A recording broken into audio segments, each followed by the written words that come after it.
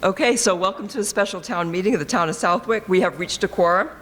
My name is Celeste St. Jacques, and I'm the elected town moderator, and I reside at 22 Deer Run. There are a couple things I just want to go over. We follow town meeting time. We follow our town bylaws, and we also follow Massachusetts General Laws, Chapter 39, Section 9. I just want to go over some simple rules. We'll read the article, and when I open it up to public question and discussion, if you can come to the microphone, you're allowed to speak for 2 minutes. You can ask 2 questions, each speaking for 2 minutes, and we'll direct your questions to me, and I will direct it to who needs to answer the question. Just no personal attacks. We're going to stay very civil. Anyone can be removed if we need to. And no cell phone use, no recording with your cell phone. But I just want to take a minute to introduce who we have up here on the stage. We have Benjamin Coyle, our town council, Russell Fox, the chairman of our select board, Douglas Moglen, the vice chair of our select board, Jason Perrone, the clerk of our select board, Carl Steinhardt, our town administrator, and then over here we have Michelle Hill, our town clerk, and Alita De Maria, the vice chair of our finance committee. We'll go to just do a voice vote, and if we feel like we need to do a hand count, we'll go to a hand count, and we can go to a paper ballot if necessary. So I want to admit some people to the town floor who are non-residents of Southwick who might need to speak. We have Michelle Hill, our treasurer, town clerk, Benjamin Hill, our town council, Tom Hanson, the vice president of Wally Computer, Police Chief Landis of the Southwick Police Department, Fire Chief Richard Stefanowitz of the Fire Department, and John Goddard, our town planner. Can I have a motion for them to be able to speak at the town meeting, please? So moved. And a second? Second. All in favor? Aye. Anyone opposed? Great. I want to take a moment of silence for some individuals who have passed recently.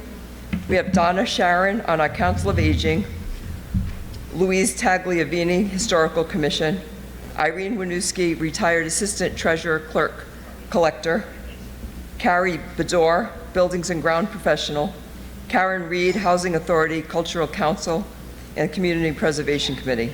And also I would like to honor all U.S. servicemen and women who have served.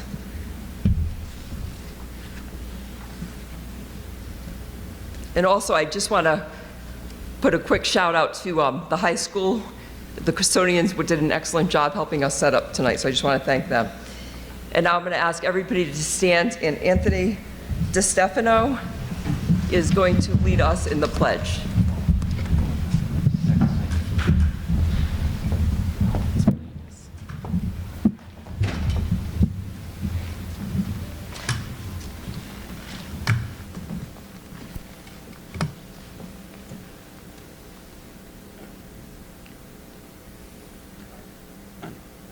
I pledge allegiance to America and to the republic for which it stands, one nation, under God, indivisible, of liberty and justice for all.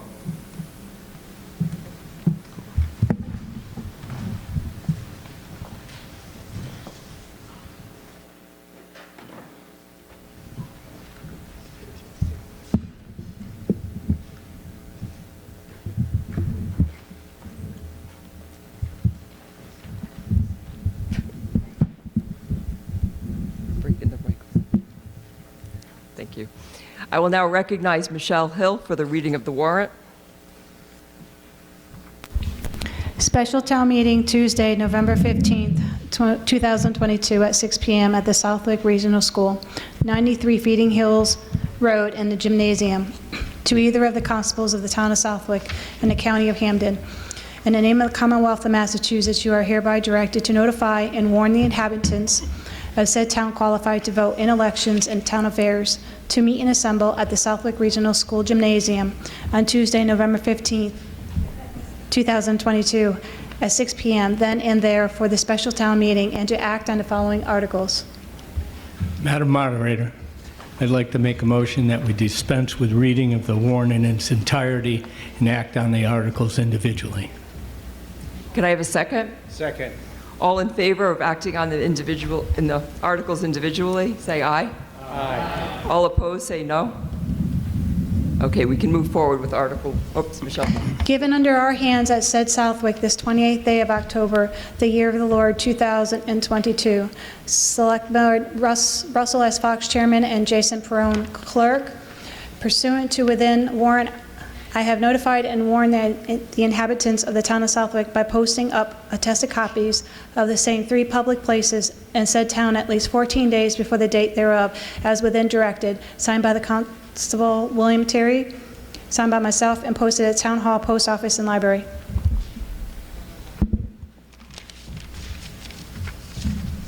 We will now start with Article 1. Just to note, this is a majority.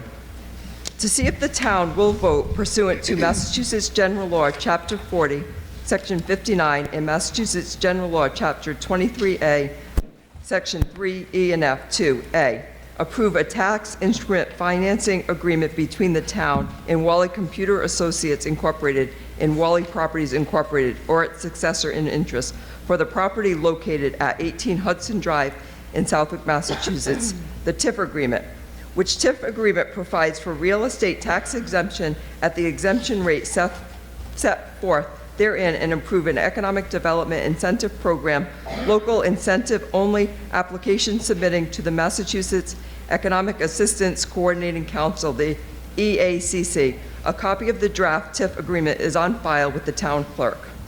And B, authorize the Select Board to execute the TIF agreement and approve submission to the EACC of the TIF agreement and the EDIP local incentive only application, all relating to the project as described in the TIF agreement and any necessary documents relating thereto, and to take such other actions that are necessary and appropriate to obtain approval of the TIF agreement and the EDIP local incentive only application and related submissions, and to take such other actions as necessary or appropriate to implement those documents, or any other actions relative thereto. And this is requested by the Select Board. Can I have a motion to take this article? So moved. In a second? Seconded. And would the Select Board like to speak on this? We would, Madam Moderator. I have a brief statement I'd like to read. The town was approached by Wally Computers Associates in May concerning possible tax increment financing, known as TIF, since they were evaluating different sites in western Massachusetts and northern Connecticut to build an approximately $9 million new facility. TIFs are a tool that communities working in conjunction with the Commonwealth of Massachusetts use to help businesses locate or expand in their community. An agreement is negotiated between the community and the business, addressing things such as length of term, percentages of exemption, and number of new jobs created. In this case, the Chief Administrative Officer and myself, with input from the Commonwealth of Massachusetts, came to what we feel is a fair proposal which benefits all parties.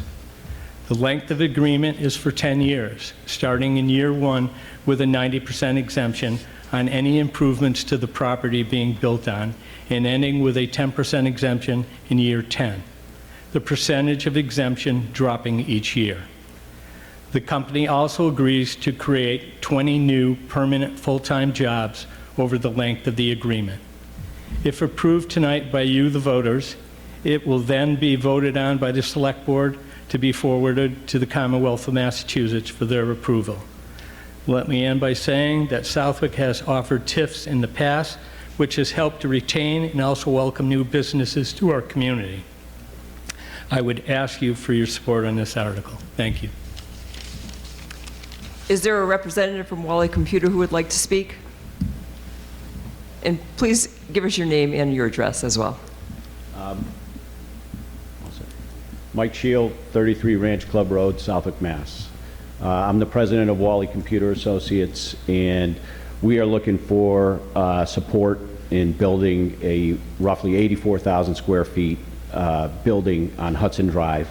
We're in a growth mode. We've been in Southwick for 44 years, going on our 44th year, and we're looking to build this building for the near term, but also for the long term, for the future of the company. When John and Kathy asked me to take over as the president of the company, it was with a mindset of continue, the Wally story, the success that we've had, and the support, that we have hopefully provided, the town of Southwick with our employees being in town, and we're looking for support on that. So I appreciate the input and allowing me to be here tonight, and looking for support, and be glad to try to answer any questions I have. So thank you. Thank you. Is there anyone voting who would like to stand up and speak? And if you would, just please approach the microphone, state your name and your address. And if you would like to speak and you are unable to, I have a student volunteer, Jessica Longy, who could bring you the microphone. So feel free to come forward.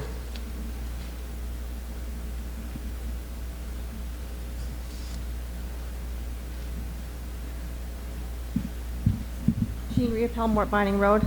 Is Wally Computer going to leave the Westfield facility, the warehouse that they have there, and will they bring those 20 employees?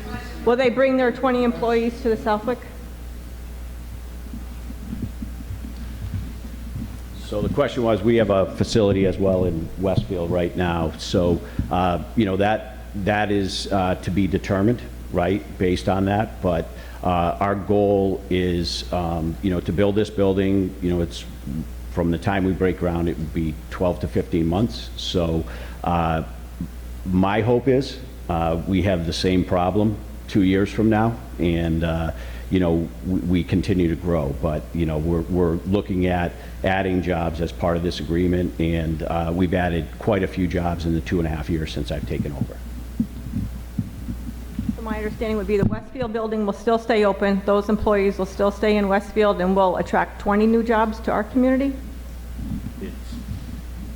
The Westfield location is to be determined, right? We don't own that facility. So, worst case, all of those folks would come to Southwick. So, but I'm hopeful that, we're still going to have challenges with space and with our business, and we'll fill that building, and we'll keep going from there. So, Thank you. We look for the opportunity to see you grow. Is there anyone else who has any comments or questions?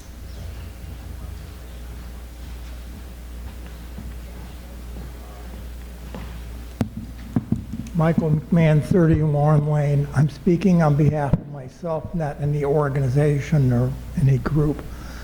I am not a relative of, nor do I work for Wally Computer. I would say this no matter who the company is that might be looking at town. Over the last few years, we've had the possibility of some companies coming in that would bring in 10, 20, 50 tractor trailers per day, be 300,000 or 400,000 square feet or more. This is a smaller building. It's in the industrial park. The company already owns the land, and they've owned it for a number of years. And in reading over the agreement, it looks like at $9 or $10 million that the town will eventually be getting about $150,000 to $180,000 a year in real estate tax, plus personal property tax, water, whatever else. It doesn't look negative just looking at it quick. I have no background or secret information on it or anything else, but just on the face of it, it doesn't look like it's going to bother anyone. Thank you.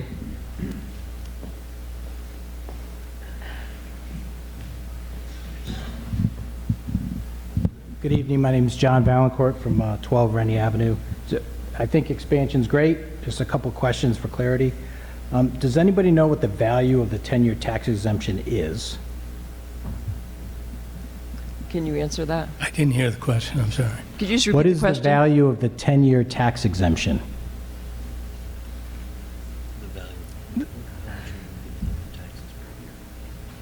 All right, if you look at the back on the warrant explanations, the first year, there'd be a 90% reduction, exemption on the tax on the value, and then it would decrease down second year, 85, all the way down to 10%. But that's just on improvements to that land.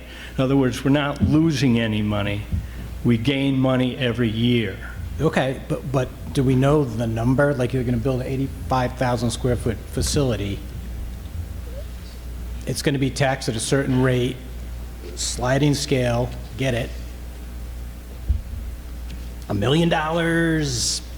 It's, again, just for clarity. My other question is what's the estimated payroll of the 20 full-time people that will be added over 10 years?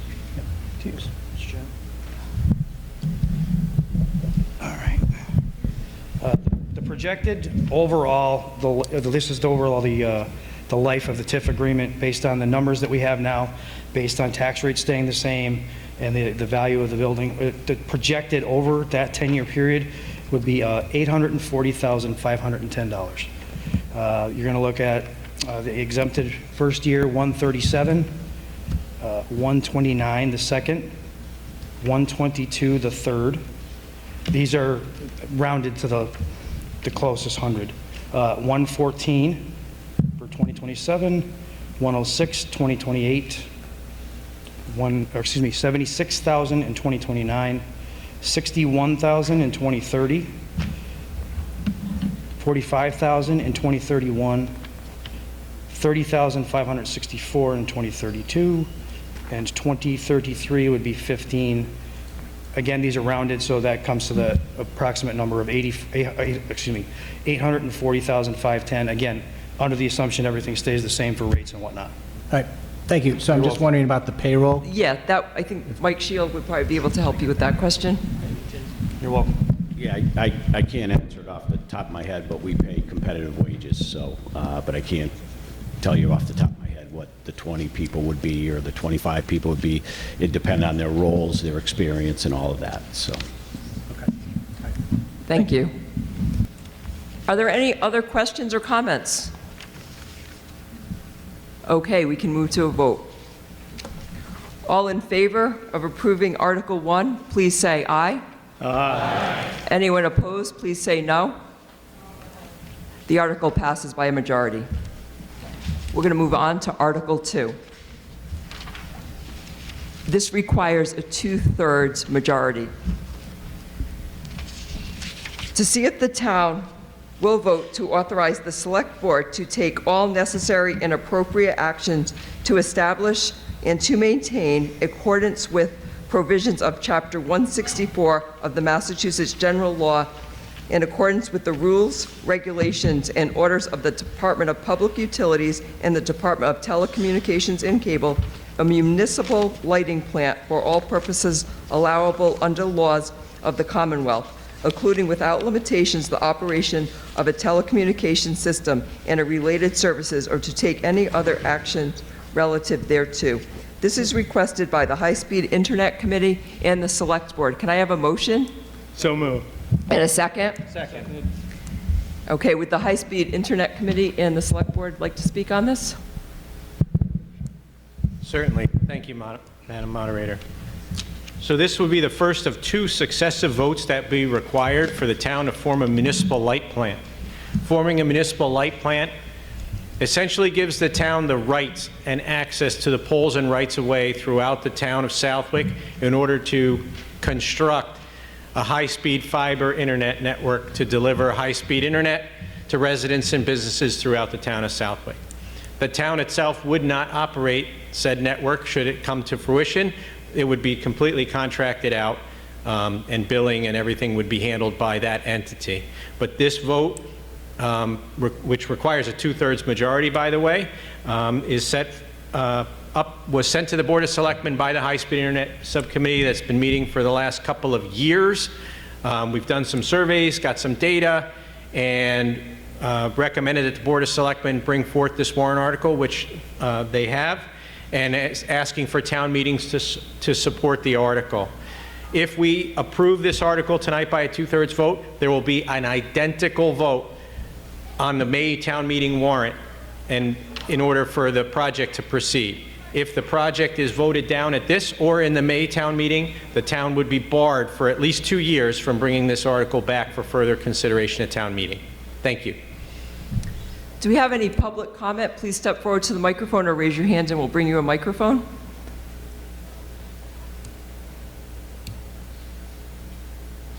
Okay, we can move to a vote.